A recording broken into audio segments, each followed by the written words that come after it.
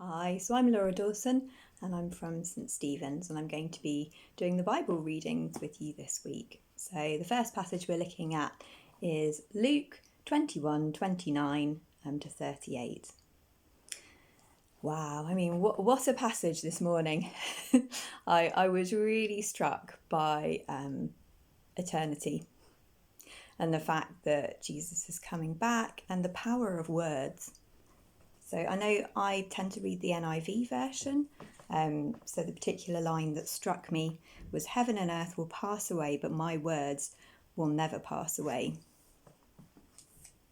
And in the Passion Translation, it says, "The earth and the sky will wear out and fade away before one word I speak loses its power or fails to accomplish its purpose."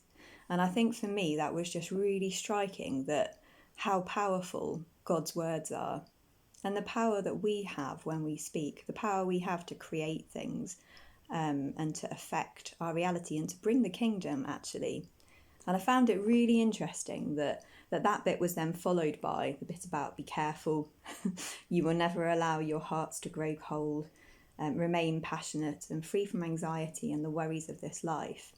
And for me, I wonder if it's not a coincidence that happens to follow the power of words, because I think that when we're struggling with problems, it's really easy for the problem to become so big that we're magnifying the problem. We're talking about it all the time. We're, expressing our difficulty. And of course, we need to do that because we need to be real about where we are.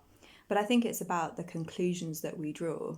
Do we draw the conclusion that God is greater than the situation, that God can step into that situation and through our words, through our actions, by an almighty move of the Spirit, that He will always come through for us.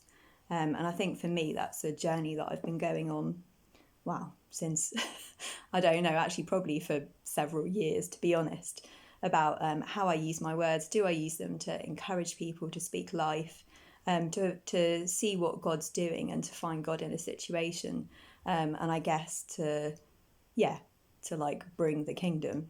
And so for me, that's kind of what I took from this passage. And I think it's very challenging to not magnify problems at times, particularly when we're going through really difficult stuff. So I think it's not that I have it all sussed out. I think it's a journey that I'm on. But I just believe that God is so good that He. I think the revelation I've had recently is when I've been praying, and I've kind of been asking Him, or almost like begging Him to come into this situation and help this person, and He's said to me, "You don't need to beg. Like, actually, this is my will. What you're doing is you're agreeing with my will and you're aligning myself with your will and you're calling it out. You're not trying to beg me to answer your prayer."